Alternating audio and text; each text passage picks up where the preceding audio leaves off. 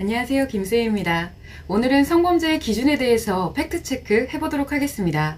남자의 성마음과 마음, 그리고 여자의 성마음과 마음은 그 작용이 다르고 그 안에서 또다시 성마음과 마음이 정반대로 작용하기 때문에 성에 대해서 오로지 마음에서 느껴지는 대로만 판단을 하게 되면 심각한 오류와 왜곡된 결과가 나타나게 됩니다. 또한 남자는 여자가 느끼는 성에 대해서 아무리 관념적으로 많은 이해를 한다고 해도 실제로 어느 정도까지의 감정이 작용하는지는 알 수 없습니다. 왜냐하면 남성은 성에 대해서 마음의 상처가 아닌 성마음의 성상처가 작용을 하는데, 이 성마음의 성상처는 몸과 마음에 마이너스 에너지로 데미지를 입히지만 실제로 마음에서 이것을 자각할 때는 긍정적인 것으로 자각이 되기 때문입니다.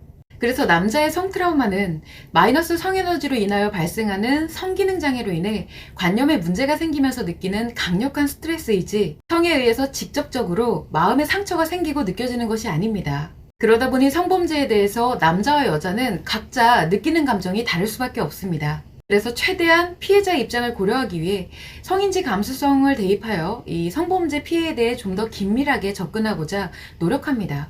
이는 남자와 여자의 성마음에서 성의 작용이 어떻게 파괴적인 에너지로 작용하는지 그 원리를 알지 못하기 때문입니다. 그래서 성범죄를 판단하는 기준은 오로지 겉으로 보여지는 물리적인 피해와 피해자의 신체 또는 마음에 남게 될 후유증을 고려하게 됩니다. 그런데 이에 대해서 가해자는 상대도 원했다든가 그 정도로 심각한 상황이 아니었다라고 무고함을 주장하면서 죄의 형량이 감해지는 애매한 상황이 발생하기도 합니다. 그래서 이렇게 마음에서만 느껴지는 대로 형량이 정해지고 피해자의 심리적 피해에 대한 사후 처리가 이루어져서는 안 됩니다. 실제 피해자가 마음에서 느끼는 것보다 사실상 그 근본적인 피해는 훨씬 더 크기 때문입니다. 예를 들어 스톡홀름 신드롬과 같이 피해자가 가해자를 사랑하게 되는 원리는 동화 같은 해피엔딩인 것이 아니라 강력한 상처에 의한 성마음의 작용으로서 마음에서 그것을 사랑이라 착각하게 되는 것입니다. 피해자의 성마음이 자신의 상처를 치료하고자 강력하게 작용할 때 성을 움직이는 그 대상이 가해자가 되면서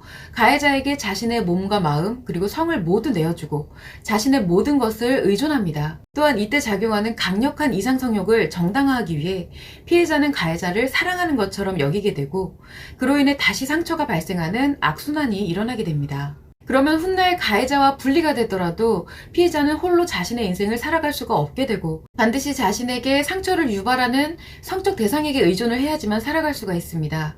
이렇게 의존을 하기 위해서 여성은 의존 대상에게 자신의 성을 계속 바쳐야 하기 때문에 끝내는 상상조차 할 수 없는 성범죄까지 자발적으로 동의를 하게 됩니다.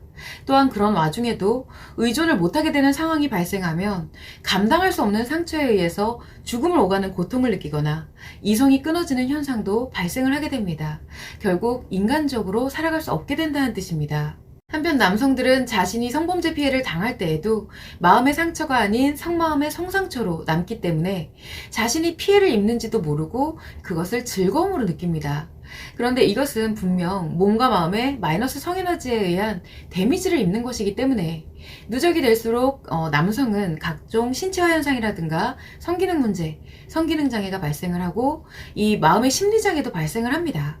그럴수록 남성은 섹스 욕구가 강해지면서 더 강력한 자극의 섹스 쾌락을 추구하게 되고, 그것이 또다시 강력한 성상처를 발생시키는 악순환으로 이어져서 끝내 몸과 마음이 모두 무너집니다.